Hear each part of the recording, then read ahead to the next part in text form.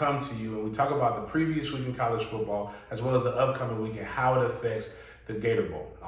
Big weekend last weekend, and another one coming up. But before we get into that, the actual games, the Gator Bowl, we had a Chairman's Club weekend. I had a blast. I've never been to Amelia Island. It actually gets really dark at night, but it's very beautiful. Beach is nice. Can you talk a little bit about Chairman's Club weekend and what it means in relation to the Gator Bowl? Well, it's a time we can bring all our corporate partners together. We had over 200 people attend, and it's just a time to relax, to enjoy each other's company, and it's a great networking opportunity for all our corporate partners. So we had great weather, a beautiful place to stay at the Omni at Amelia Island, great food, great fellowship, and just a way to show how much our corporate partners mean to us in Gator Bowl sports. Now the Omni, that's one of the hotels that host. Is it the ACC team that they host? Yes. So it's very nice resort. You gotta they stop you right when you get at the gate. If your name is not on that reservation, you're not getting in. Just a lot of fun, good food, and I think I heard the guys went to a country concert. They got a police escort. There were some arrangements made that eased the trip back into the city of Jacksonville, but certainly those that went, we just had a weekend where people could do what they wanted to do. We had some that just wanted to hang out on the beach on Friday, and some that wanted to come back in to hear Thomas Rhett. And so it was just a great weekend, and people kind of did what they wanted to do, and free and easy. God, that's awesome, man. Great relaxation. Got a chance to learn a lot about what the Gator Bowl and what the Chairman's Club means. Again, I am a first-year guy, and we will document that journey through Den Media Group so everybody else can know how cool it is to have that green jacket. But this past weekend, that was the coolest part of it is I didn't have to miss any football games. They had all the games on. We had some quirky things happen. And I'm going to start off with my alma mater, playing at noon, Boston College. Hurricane almost hit Boston. Probably doesn't happen that often. What do games like that kind of mean to the landscape of college football, where you see somebody who everybody's predicting to be in the college football playoff almost lose to a team that everybody's predicting to be at home? Well, it just shows you that anything can happen on Saturday. The prognosticators are not always right. But it just shows you that you've got to be at your best every Saturday. And when you're not at your best, you've got to be lucky. And sometimes when you're going into an environment to where maybe the stadium's not full, the energy level is not like it is at your home venue, it creates some obstacles, things that, these are young people. They want to play in environments that are electric. And sometimes that doesn't happen. But you've got to win games like that, and good teams find a way to win games like that when they're not at their best, because FSU is going to get the best shot from everyone. And so there are other schools like that, Georgia, Alabama, when they play, they're getting the best shot of that team. So it was good to see FSU win a game that was really maybe in the past they might have lost, but they were persistent, they kept their nose to the grindstone, and good things happened. Another game kind of segue into that. Georgia plays South Carolina, and again, that many people thought Georgia was just going to blow through them. Carson Beck, local kid here to Jacksonville, kind of had some struggles in that first half, blew up in the second half. Talk about that game, and then also going into Alabama having a pretty tough game that nobody thought would be that tough either. Well, I think, again, slow start sometimes. They might persist the whole game, but I think the way Georgia made adjustments, maybe got their attention at halftime, certainly to straighten things out, and certainly the second half was as dominating as you'll see in college football. So you're going to have, again, games like that other teams are going to really perform. Credit South Carolina for a great first half, but Georgia kind of found a way to get back to their normal pace of play on both sides of the ball and won. And then Alabama really struggled. I think, obviously, Milroe didn't play in the game, so you had two quarterbacks, one that had played really in our TaxSlayer Gator Bowl last year from Notre Dame that transferred, but neither one of those young men, I think, were able to get the job done, and so they've gone back to Milroe at home against Ole Miss this weekend. That'll be a really important game for both teams. Now, moving into a game that literally I didn't see happening. I thought it was going to be over really, really quick, but they took a slow start from the better opponent and they flipped it into a very dominating win. That's Florida versus Tennessee. What does that game kind of do to the Gator Bowl landscape, and really where is Tennessee kind of looking at themselves right now? Well, each team has one loss overall. That was an SEC game, so Florida has a leg up on Tennessee if it came down to head there. But I think it kind of showed Florida's resolve. They've kind of maybe fixed some things from the Utah game that have certainly they didn't perform that well, and Utah played well enough to win that game. But it sort of sets the tone for the future, and it sets up maybe if Florida kind of runs the table. I think their next 3 games aren't that difficult. It sets up a huge matchup for Jacksonville for the Georgia-Florida game. So a lot of things happen. Tennessee now has their work cut out for them because they can't afford 2 SEC losses. So they'd have to run the table to have a chance, I think, to represent the East in the SEC championship. Now, a game that has no implications, even though the joke was, how can we get this team into the Gator Bowl? And if you think that there's an outside possibility that it can happen, I'm pretty sure that would help the ratings bump a little bit. But Colorado versus Colorado State, I'm not gonna hold you. I had absolutely zero interest in Colorado versus Colorado State. I didn't even know it was really a rivalry until this bitter of a rivalry until this past game.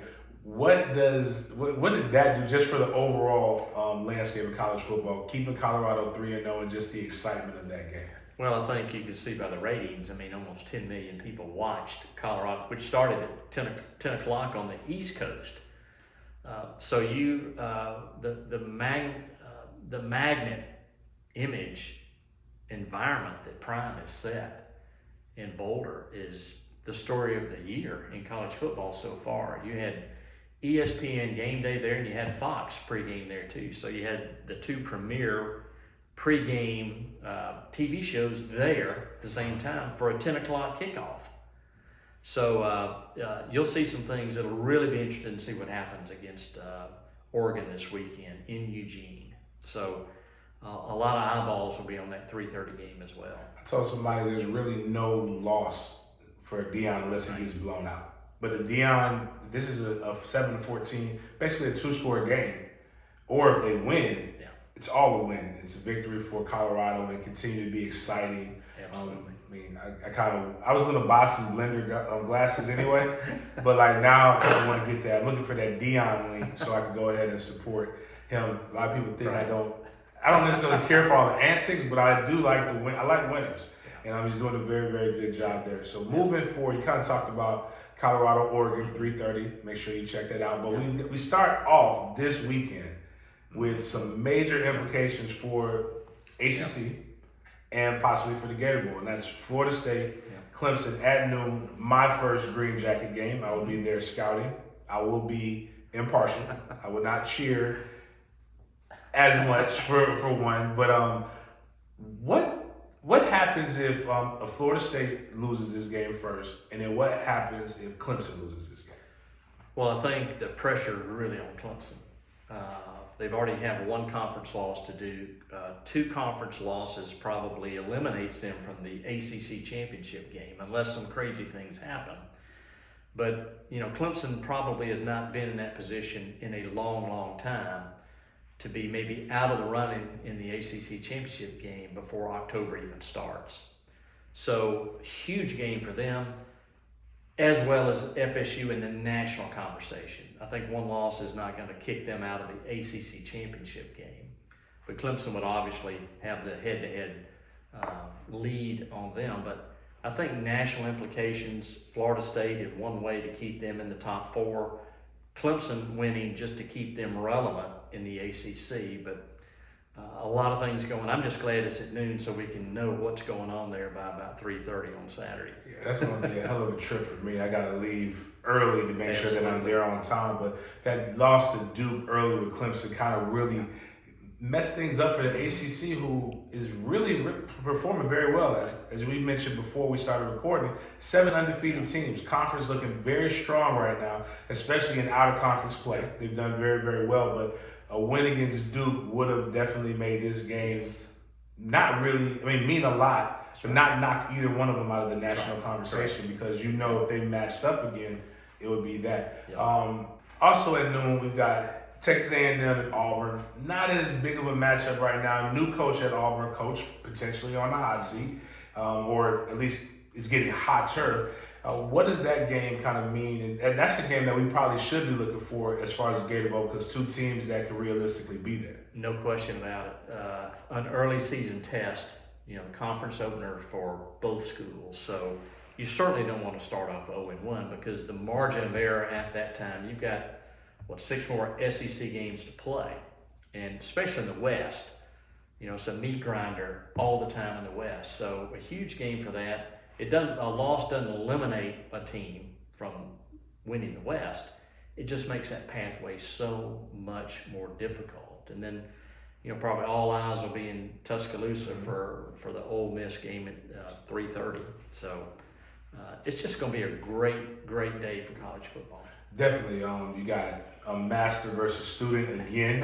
He lost the first one when he lost to Texas, but Lane Kiffin just likes to kind of stick it to Saban. It's always kind of funny to see their relationship.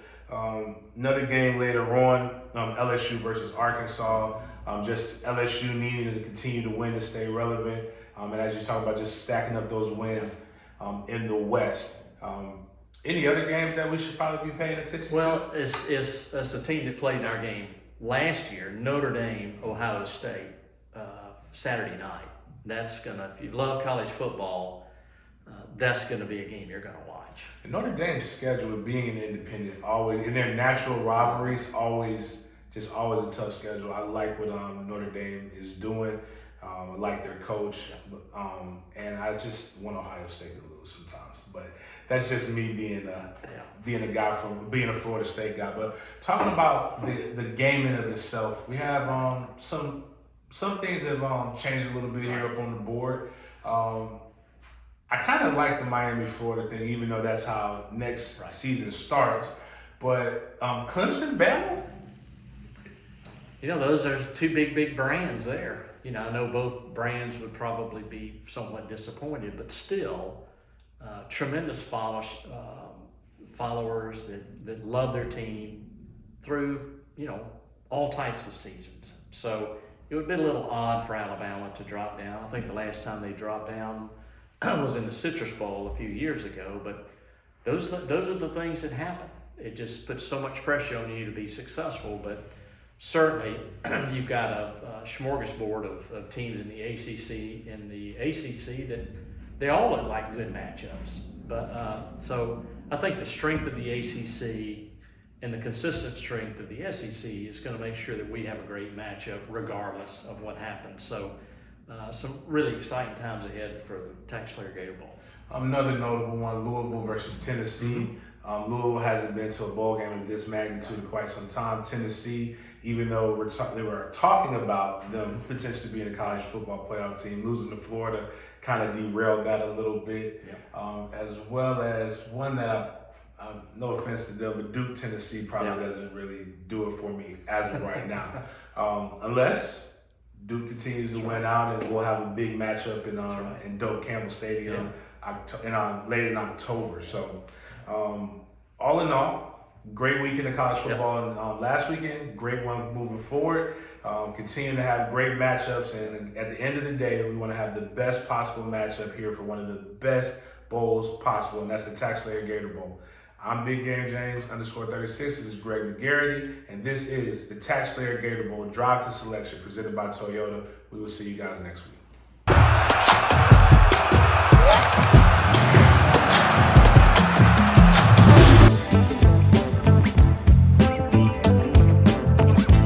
Hey there, we're back for another off the field update. I am in a new location this week. I'm at S.A. Hull Elementary, and we just gave goodie bags to all the teachers here.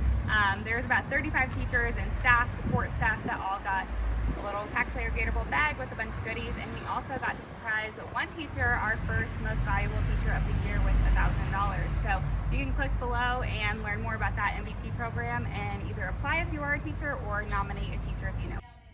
It's another day in another school. Today we are at Dawn Brewer Elementary, again for Extra Yard for Teachers Week, and we just got to surprise the entire staff here with goodie bags once again, and then we got to surprise another teacher who happened to be their teacher of the year for this school with $1,000 to use in her classroom.